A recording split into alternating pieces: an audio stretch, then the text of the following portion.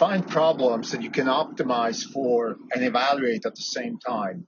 Those are the kinds of problems that AI can and will in the future be incredibly useful for. I want to use this presentation, links in the show note, by one of the OpenAI researchers that recently spoke at Stanford, explaining how AI and the AI, in their opinion, is evolving. I think it's a very useful way to think about not just AI, but in general, how business is evolving in the coming decades. And that leans back to one of our essays that we published recently, which is bitter less than everything. So what works for AI is actually what's going to work for every business, because every business will be driven by compute. In other words, driven by its ability to exploit compute. So the same way that Richard Sutton defined the bitter lesson as the name bitter lesson is implying that people who thought that some sort of priors and human attributes and heuristics can be used to accelerate AI, and the bitter lesson is no, it doesn't work like that. All you have to do is try to keep general algorithms and keep them such that compute can leverage the results. So that's kind of what the bitter lesson means. Now, I don't think it's a bitter lesson. It's actually a very positive lesson, because it means that we don't have to go and dig deep into our minds, try to understand our own minds.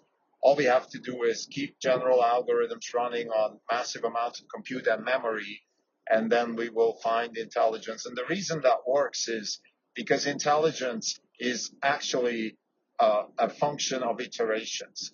The more you can iterate around the problem, the better you will become. That implies that you have compute available and you have evaluations available, because iteration without evaluation, of course, doesn't mean much. So in that same sense, we see businesses evolving and wealth creation evolving. So we want to talk about this a little bit in this episode. This is not our own podcast. It's November 30th, 2025. This is Grim Delco. For the year, we're up 12.2%. The market's up 16%. We're underperforming by 3.8%. So in this particular presentation, the researcher talks about the idea that you need to find problems that you can evaluate. So problems, for example, math, coding, are good problems for AI because they are you can evaluate them. And then there's this dichotomy in evaluation and finding solutions, which is that sometimes it's really hard to find a solution, for example, in a math problem, but pretty easy to evaluate.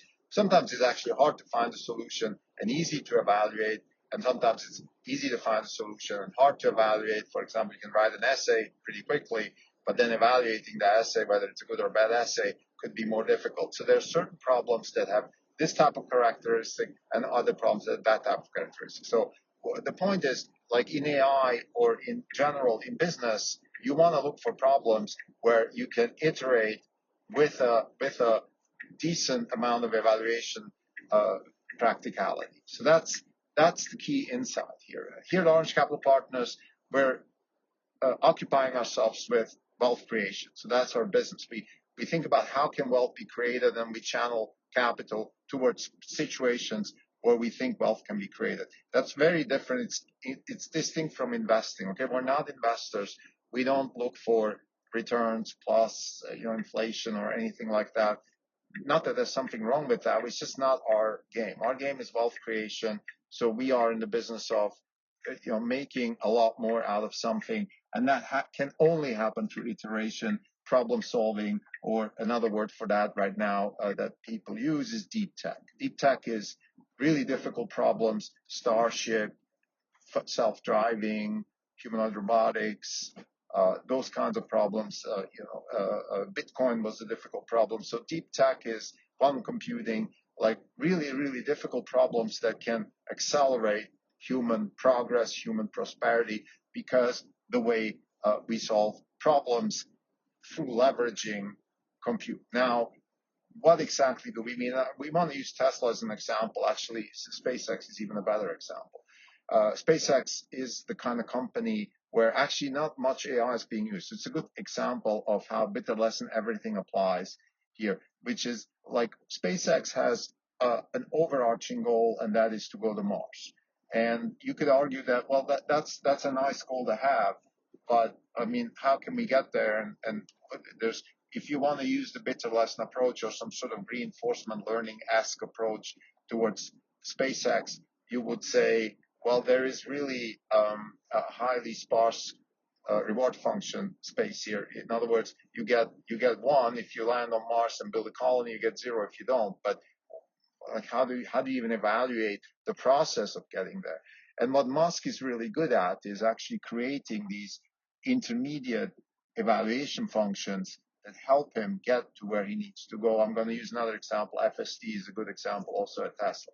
But let's get back to and by the way, the most recent one that he spat out, which was that Grok 5 should be able to play League of Legends, which we see as a similar kind of positioning of an overarching goal with an evaluation function that can be iterated against, and you can solve very deep tech problems through that process. So let's talk about SpaceX for a second. So we want to go to Mars, but the evaluation functions are much more intermediate. For example, we want to have a reusable rocket.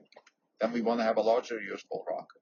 Then we want to use that reusable rocket to launch a launch business. We have a launch business. Then we launch satellites. We develop satellites also that can work in a mesh structure. Those mesh satellites can be put together into a product called Starlink, which then offers something that nobody else can offer, which is fairly low-cost connectivity all over the globe at very high speeds. We have plenty of examples of how Starlink is changing lives, whether it's the war in Ukraine or whether it's people in remote areas having access to the internet. That is a huge product, a huge benefit, and we see that this also merging into a telco service where everybody's going to use Starlink eventually, one way or the other, and that is, going to finance the next level, which is Starship. Starship is a very deep tech problem, so in itself, it has to solve, for example, the re-entry of a massive thing like Starship. Re-entry from orbit needs to be solved with tiles and other heat shield problematics. But all of these things can be solved. Once Starship, by the way, is solved, we have 100x improvement in cost per kilo in launch, so we can launch a lot more, generate more cash, and eventually finance the landing on Mars and the colonization of Mars. So we have this intermediate evaluation function that works incredibly well. Let's use Tesla as another example. So we start with Teslas, and we have the Roadster as a sort of first product. The goal of Tesla is to back then accelerate the advent of renewable energy. In other words, transition the world into electric cars. You're not going to do this in one shot, right? You need to have intermediate step functions, evaluation functions. Roadster, Model S, Model 3, Model Y. China, very important for the transition because China is going to leverage this knowledge at a much bigger scale. So in that sense, Tesla is definitely succeeding. FSD, how do you get a self-driving car with a general model, vision only, low cost, so you can do it the Waymo way or the Baidu way, which is the Frankenstein AI, which might work.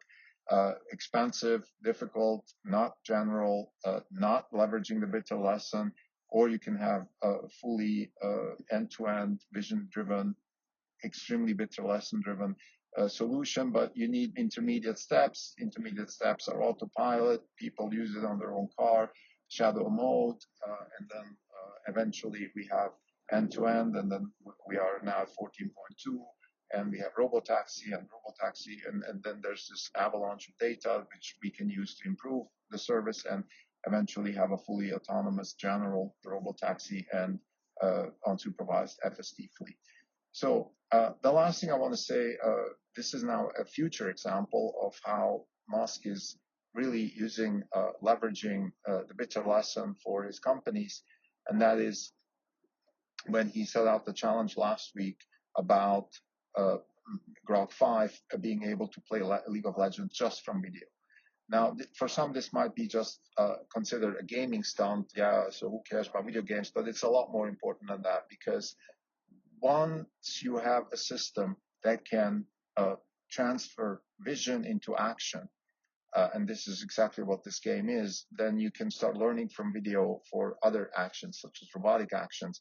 You can also learn to strategize. So it's not just about vision and action. It's also about reasoning in a relatively short period of time, reasoning under the fog of war, reasoning under uncertainty. Those are things that humans are really good at.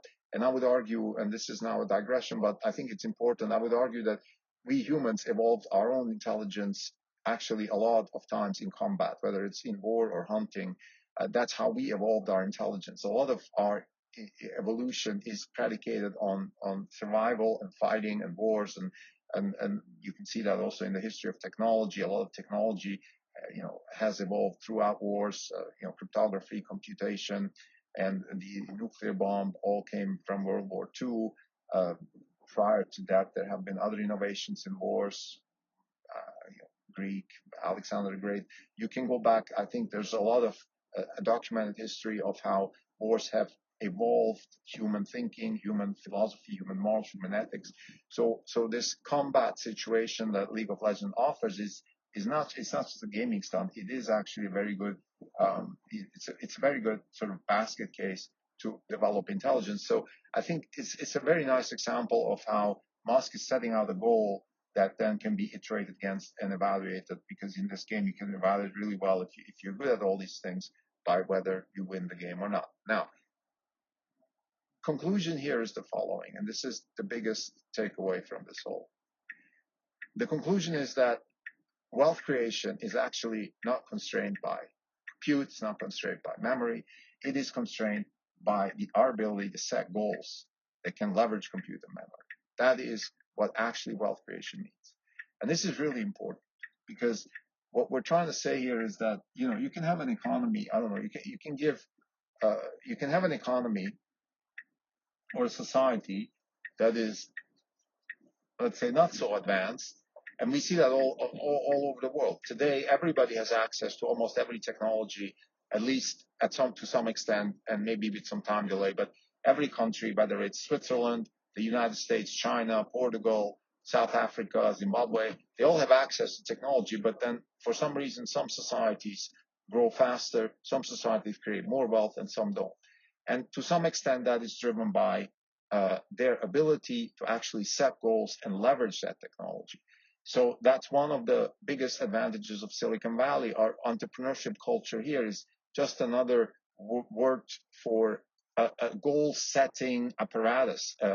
It's kind of a Cambrian revolution of goal setting, and just replace goal setting with entrepreneurship. Like, what is an entrepreneur? An entrepreneur sets a goal. An entrepreneur comes up with a vision, a mission, and then tries to solve and iterate against that goal. And I think Silicon Valley has become really good at setting goals. Now, we've been a bit narrow on our goal setting within the digital realm. It's worked well for us, but I think we're now transitioning into a much more broader, more also atoms-driven goal setting. And again, goal setting is because AI is ultimately going to be driven by goal setting. It's not driven by tasks, the definition, or anything like that. It is getting the right goals, which then can be optimized against in an iterative way, and there's an evaluation function available to optimize against the deliverables that the strategy requires. So to summarize, again, this is a combination of a couple of thoughts. If you just want to use this presentation, links in the show notes, as a catalyst to reiterate all of these things. AI is driven by the bitter lesson, which means that you want to have problems that you can optimize against and evaluate against, and use compute and leverage compute and memory in order to do that through iteration. The same applies to businesses, to wealth creation, and ultimately an economy is constrained by its ability to set goals. And the best way to generate a culture of setting goals is to have a free, open society where entrepreneurs have access to capital and access to, and the freedom also to set their own goals. And then, of course, we have to have a sanctioning process which punishes the bad goals and proliferates the good goals. And that's more of an institutional problem. For example, we cannot have too frothy of capital markets. Not every goal should be financed. So we need to have a sanctioning process. That's one of the things where I think our society is sort of on the brink of faltering because we have a lot of free money, but that's for another podcast. What I meant here is just simply saying, as a society, we're constrained by our ability to set goals. Our ability to set goals means we have to set good goals. Good goals are goals that can be evaluated against, that also have other attributes such as, they're morally attractive, ethically attractive, they generate value for people, all of these things. And for those who are skeptical, I think I want to use the Jeff Bezos argument, which is, but we might not know what we actually need in the future because we can't predict the future. But there's certain things that we're pretty sure we're not going to change our minds. We would like lower cost things. We would like better quality. We would like more choice. We would like more people to be better off than worse off. We would like some sort of maybe approximation of a Kantian equilibrium where we want to do things that in aggregate everybody else would support what we're doing. So if we follow these types of guidelines, then there's a good chance that, and we have goals that can be evaluated against, there's a good chance that we will generate a lot of wealth for society and for us. Thank you.